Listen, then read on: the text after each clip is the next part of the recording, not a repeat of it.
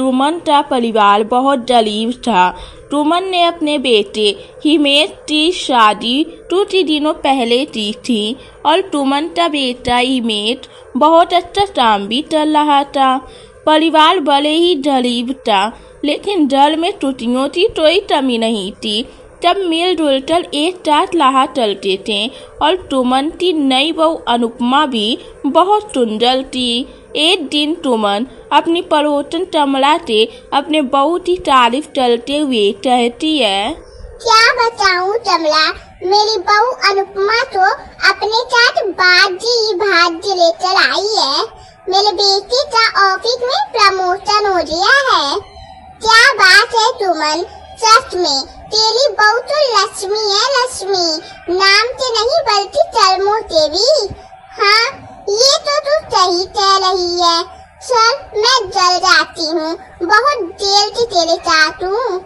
इतना कहकर ट्रूमन अपने घर आ जाती है और शाम से जाने की तैयारियों में बिजी हो जाती है। तभी सुमन के बेटे हिमेश का आना होता है और थकान होने की वजह से आदन में बैठ जाता है। ये लीजिए, पानी पी लीजिए। नहीं, मुझे पानी नहीं पीना, मुझे थोड़ी बेचैनी हो रही है। मैं आराम करने जा रहा हूँ, मुझे परेशान मत करना। इतना कहकर हिमेश अपने कमरे में चला जाता है। ट्रूमन ये देखकर अपनी बहू अनुपमा से कहती है, आज इसे क्या हुआ? आज से पहले तो ऐसा कभी नहीं किया इसने। जा बहू, इसे जाकर देख, इसके आस पैर दबा, खाना मैं बना देती हूँ। इतना कहकर ट्रूमन खाना बनाने लगती है और अनुपमा अपने पति के पैर दबा रही होती है। तभी एकदम से हिमेश चिल्लाता है और हिमेश की आवाज सुनकर सुमन जल्दी जल्दी बाढ़ कर वहाँ पर आ जाती है। क्या हुआ हिमेश, तू ठीक तो है? अनुपमा बहू, ये चिल्लाया क्यों और इसे क्या हो गया है? माँ प्लीज जल्दी से डॉक्टर को बुलाइए, इन्हें कुछ हो रहा है। हिमेश का हाथ पैर नहीं हिल पा रहा था क्योंकि वे पैरालाइज हो गया था। डॉक्टर अपनी जांच पूरी करने के बाद सुमन और अनुपमा को यही बात बताता है और हिमेश का ध्यान रखने को कहता है। अरे अरे, किसकी नजर लग गई? कौन मेरे घर में अपनी बुरी नजर छोड़ दिया? मेरा बेटा हिमेश के अलावा यहाँ कोई कमाने वाला नहीं है। मेरे परिवार को अब कौन चलाएगा? ऊपर वाले तुष्ट दया कर इस गरीब पर। माँ, आप चिंता क्यों कर रही हैं? सब ठीक हो जाएगा। ना जाने भगवान को क्या मंजूर है। दूर हो जा तू मेरी नजरों के पापी, ये सब तेरी वजह से हुआ है। आज तक मेरे घर में ऐसी मनहूसियत कभी नहीं आई। तुझे आए 1 महीना भी नहीं हुआ और मेरे बेटे की हालत इतनी खराब हो गई। माँ, आप ये कैसी बात कर रही हैं? भला कोई औरत अपने पति के लिए इतनी बुरी कैसे हो सकती है? नहीं नहीं, तेरे पाँव पड़ने से ही मेरे घर में ये सब मुसीबत आई है। चली क्यों नहीं जाती यहाँ से? निकल जा, मैं तुझे इस घर में नहीं देख सकती। माँ, मुझे दूर मत कीजिए, आप जो कहेंगी मैं वे करूँगी। आप मुझे इस घर से मत निकालिए प्लीज। जैसे तेरा नाम है अनुपमा, वैसी तेरी आदतें नहीं है। मनहूस है तू, मनहूस। इतना बोलकर ट्रूमन वहाँ से चली जाती है। अनुपमा अपनी सासू माँ के मुँह से इतनी कड़वी बातें सुनकर वे बहुत परेशान हो जाती है, लेकिन इस बुरे समय में वे अपने पति का साथ नहीं छोड़ना चाहती थी। अब घर में हिमेश के बीमार पड़ने के बाद घर में कमाने वाला कोई नहीं था। उनके घर में अब खाने पीने के सभी सामान धीरे धीरे खत्म होने लगे थे। ये सब सोचकर अगली सुबह अनुपमा घर से निकल जाती है। अरे सुमन, कहाँ है तू? कहीं नजर नहीं आ रही है? सब ठीक है ना? तुझे तो पता है ना जाने किसकी बुरी नजर लग गई है।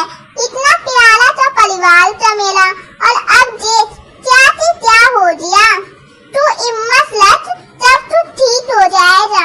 और तेरी बहू कहीं नजर नहीं आ रही है, कहाँ है वे?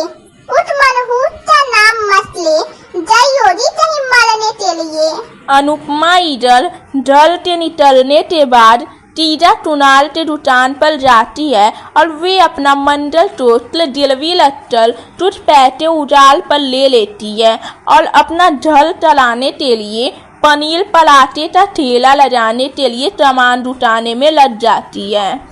माँ, मैं काम पर जा रही हूँ, जेल काम जल लौटूंगी, आप अपना ध्यान रखना। क्या दिन देखने पड़ रहे हैं, अब तेरी कमाई से झल चले जा। इतना बोलने के बाद अनुपमा झल के निकल जाती है और अपने पनीर पराठे की दुकान पर अपने काम चलने लगती है। पहले दिन तो उसका काम उतना अच्छा नहीं चलता, लेकिन 3-4 दिनों बीतने के बाद अनुपमा तो लगता है कि उसका काम अच्छा चलने लगा है और उसकी दुकान का पनीर पराठा लोगों तो बहुत पसंद आता है। ऐसे ही एक शाम अनुपमा घर आती है और अपनी माँ के ऑटो में पैसे देते हुए कहती है, माँ, ये लो पैसे जो आज मैंने अपने पनीर पराठे के ठेले से कमाए हैं, इससे उनकी दवाई तो आ ही जाएगी। अगर आज मेरा बेटा बीमार ना होता तो आज मुझे चले इन पैसों की कोई जरूरत नहीं होती और चले जले का मंडल तुझसे समझ दिया। माँ, उसे तो मैंने दिल भी रखा हुआ है, तभी तो मैंने पनीर पराठे की दुकान खोली है और पनीर पराठे बनाना मैंने अपने पापा के ढाबे से सीखा है। मुझे तो तू और तेरा परिवार चोर लगते हैं और तूने अपने गले का मंडल तुझसे उतार कर अच्छा नहीं किया। वैसे भी मेरा बेटा ठीक नहीं है और तू इतना बड़ा अफसरुन करके आ गई। माँ, उनके ठीक होते ही मैं अपना मंडल तुझसे तोड़वा लूंगी। क्या बात है, सास बहू में क्या बात हो रही है, जरा मैं भी तो सुनूं। और बहू, तेरा क्या हाल है? आजकल तो तू बहुत फेमस हो रही है अपने पनीर पराठे की दुकान से। हाँ, कमला आंटी, जल चलाने के लिए कुछ ना कुछ तो चलना ही हो जाना। हाँ, क्यों नहीं, तूने तो सुमन के नाक में जम कर लटका हुआ है।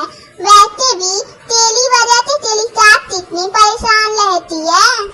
अनुपमा इतना सब कुछ सुनने के बाद भी अपनी सासू माँ और कमला आंटी को कोई जवाब नहीं देती। धीरे धीरे समय बीतता है और अनुपमा का दुकान पनीर पराठे के नाम से फेमस हो जाता है। लेकिन ये सब देखकर कमला जलने लगती है। एक दिन कमला अनुपमा की दुकान पर जाती है। अरे अनुपमा बहू, कैसी है तू? दुकान तो सही चल रही है ना? किसी चीज की कमी तो नहीं हो रही है ना? अरे कमला आंटी, अगर आप आई हैं तो मेरे दुकान की फेमस पनीर पराठे जरूर खाते जाना और बताना आपको कैसी लगी। ना जी ना, मैं तेरे घर का पानी तक ना पीऊं और तू खाने की बात चल रही है। मैंने देखा है तू पराठे के लिए आटे कैसे जूझती है। बड़ा कोई आटा पैरों से जूझता है क्या? जी, ये आप क्या कह रही हैं? आप आटे तो पैरों से जूझती हैं?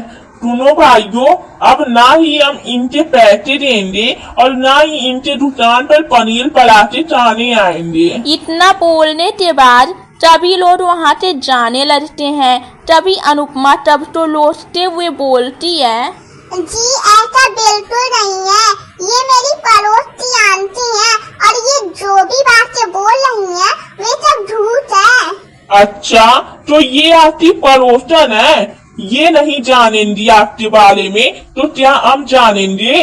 अगर हमें पता होता कि इस तरीके से आप अपनी दुकान के लिए पनीर पराठा बनाती हैं, तो हम तो कभी नहीं आते और ना ही अब कभी आएंगे। दुकान पर इतनी भीड़ क्यों लगी है?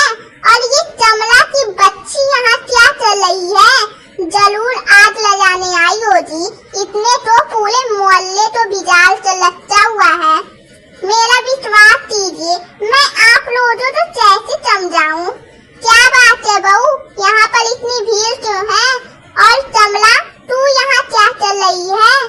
माँ, देखिए ना, कमला आंटी कह रही है कि मैं आके तो पैर लगाकर जूझती हूँ। अरे ये तो है ही लोगों में आग लगाने वाली। मुझे तो ये शुरू से पसंद नहीं है और ये जो भी बोल रही है वे तो झूठ है। मेरा बेटा तो दिन से बीमार है, पल गया है और मेरे घर में कमाने वाला कोई नहीं था।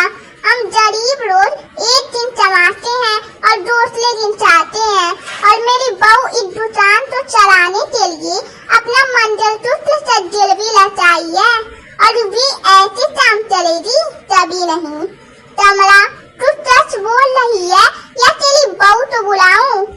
ये सब मैं जानबूझकर बोल रही थी ताकि सुमन की बहू अनुपमा की दुकान बंद हो जाए। मुझे माफ कर दीजिए प्लीज। अब सच तब के सामने आ चुका था और सुमन भी अपनी बहू के पास इसलिए आई थी क्योंकि हिमेश अपने आस पैर हिलाने लगा था और ये सब अनुपमा की वजह से ही हुआ था। लेकिन वहाँ सुमन का ड्रामा देखते हुए वे उसे हैंडल करती है और दोनों सास बहू मिलकर सब कुछ ठीक कर देती हैं।